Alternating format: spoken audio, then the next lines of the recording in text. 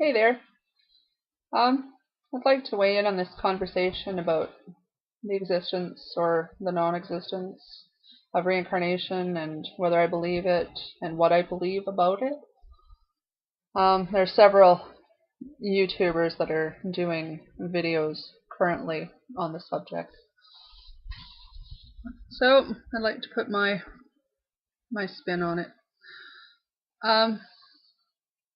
From what I believe that this isn't it. There's more planes of existence than just this third dimensional Earth existence, I guess you can call it. I believe there's different dimensions. When we die, I think what happens is we go on, we just continue to live in a different way. We continue to exist in a different dimension, I guess. We can choose to come back here if we want to, but we don't have to. I don't believe that there is a hierarchy of learning going on here. I don't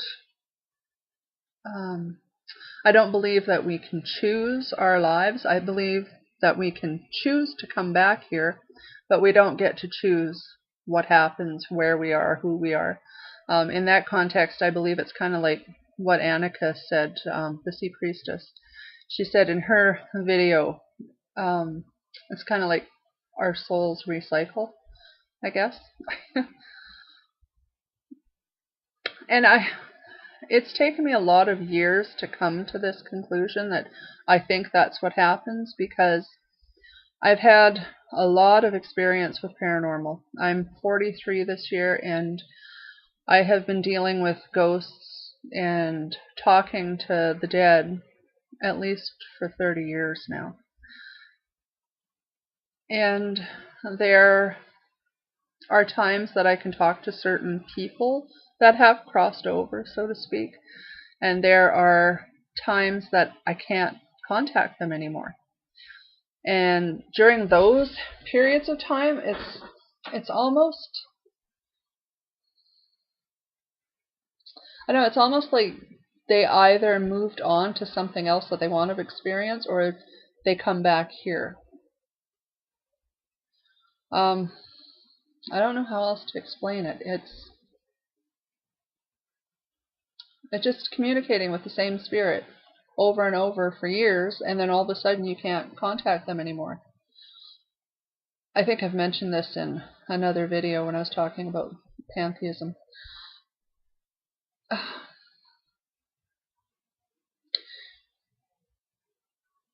In the early 90s, I watched a program, and I can't remember the name of the program itself. It was on cable TV. I remember living in Cherville at the time. My daughter was like maybe 3 or 4. And I remember seeing this story about a woman named Jenny Cockle, or Cockle, I think she pronounces it. She was 37 at the time, and she had very vivid past life memories from a former life of, I think it was Mary Sutton, from the 30s, like 1931, I think she said.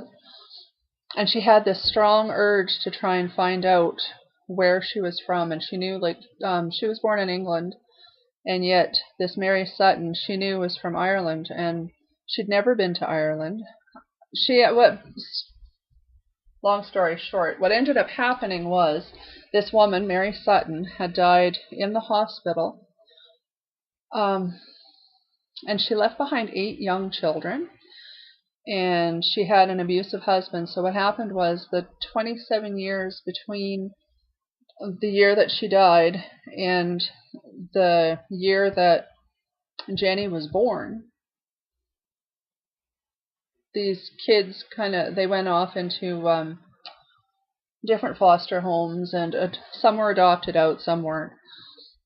But what happened was she was having all these vivid dreams and these memories, like she was having first-hand memories of this Mary. So what ended up happening was, as an adult, she went back to Ireland, And she found this family, like it took a lot of searching, like a lot. Like she went through church records and like back to the neighborhood. Like the house wasn't even there anymore. And she managed to, like she was really driven to find these kids. So she was talking to neighbors that, she found like the oldest person in the neighborhood. And he was able to actually remember the name of this one. Like she didn't know what the name was. All she knew, like she didn't know that she was Mary Sutton. All she knew at that time was that she was a mother, and she remembered standing out on the docks waiting for someone to come in from sea, and she didn't understand why.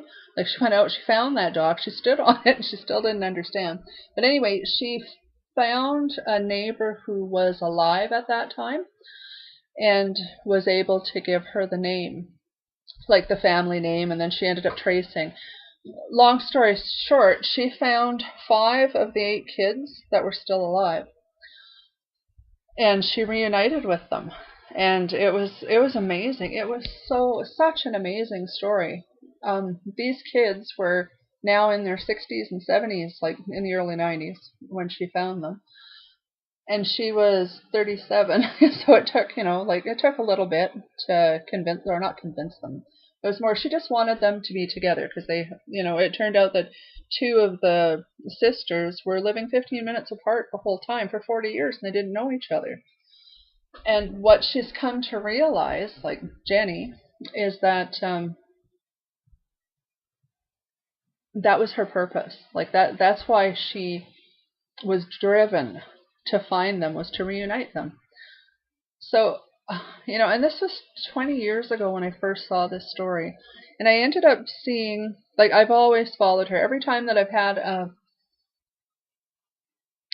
I've always been interested in life after death and ghosts and tracking down ghosts and entities of any kind, like whether there's a god or not. That doesn't really faze me. It was always, is there life after death? Is there something? Is this it? This can't just be it, because I've seen ghosts. I've heard, I've felt. So I knew there was something. So when I found Jenny's story, whenever I would have feelings of hopelessness, I guess, throughout my life in the last 20 years, and wondering, like, you kind of get into all this afterlife crap, and then you think, oh, like, is there really anything? I don't know. I would always come back to Jenny's story, because that was just something so profound.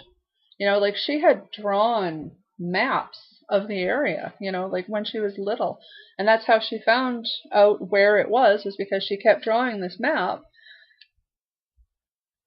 And when she was old enough to go to school and look at atlases, that's when she realized where it was. She was actually drawing a map of a place. It wasn't just something in her mind, in her imagination.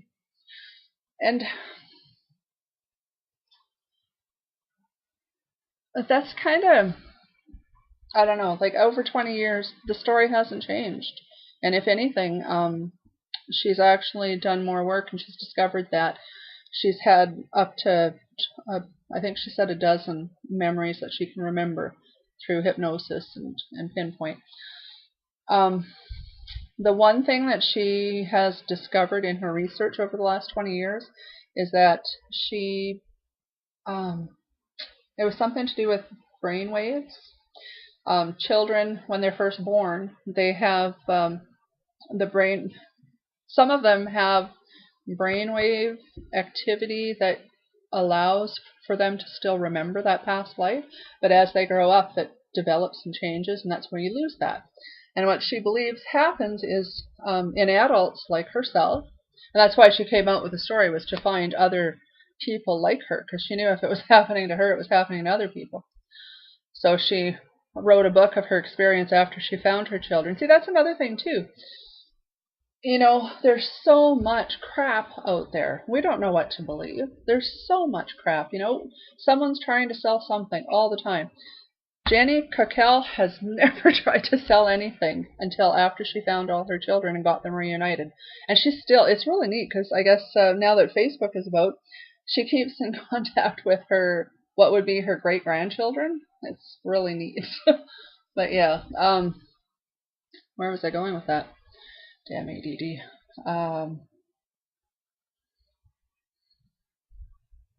Oh, brainwaves.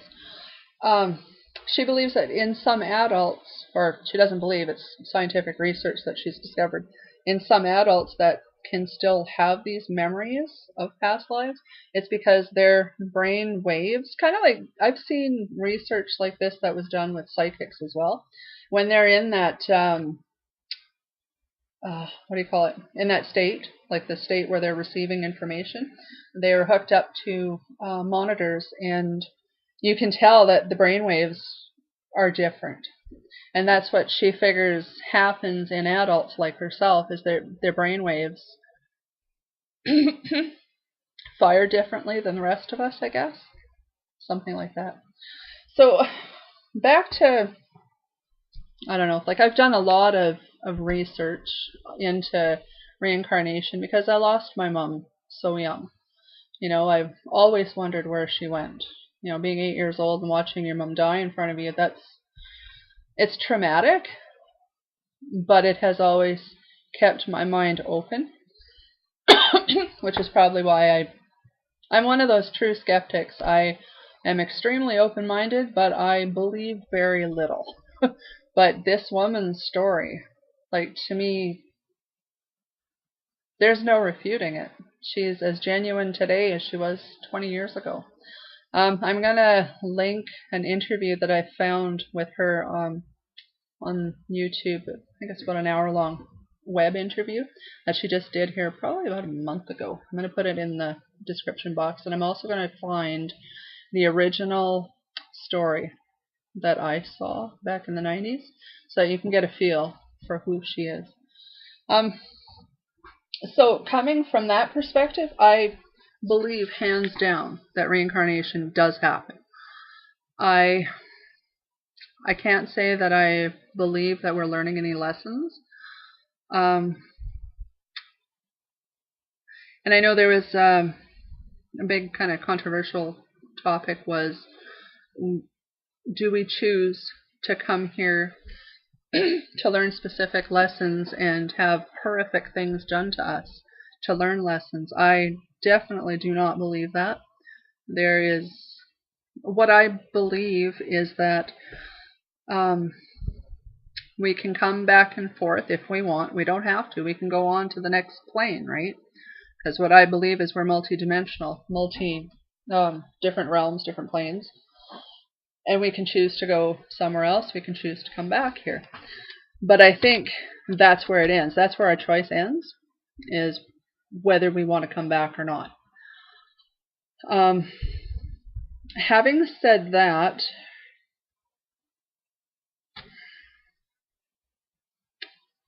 I believe that just as light and dark balances and positive and negative balances, yin and yang, you get the picture. Excuse me. I believe that darkness, like dark energies, exist on all planes as well. And when we come back, we can... It depends on... our lives are shaped by our experiences here, not by what we want to learn. I don't believe that there's any classification to enlightenment. Like, I believe what Annika said, you know, enlightenment is to understand those brief moments when all of a sudden you realize that this isn't it. There's more. We're all connected. You know, everything is connected in this, I don't even know the world. I'd say world, but cosmos, whatever. That's enlightenment. I don't think enlightenment is a graduation kind of thing. To me, that makes no sense. If that was the case, then what happened with Jenny? You know, like, she would have come back right after, right? If she had a choice, she probably would have come back right after she died to find her kids and make sure they were okay. But it took 27 years, and she, you know, and another thing too, like, wouldn't she have been born in Ireland?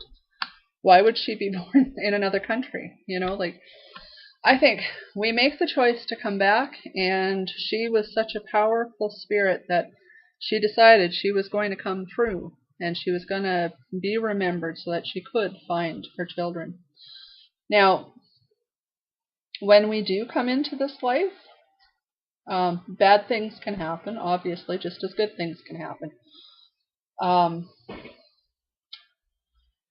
You don't choose to get cancer when you come here.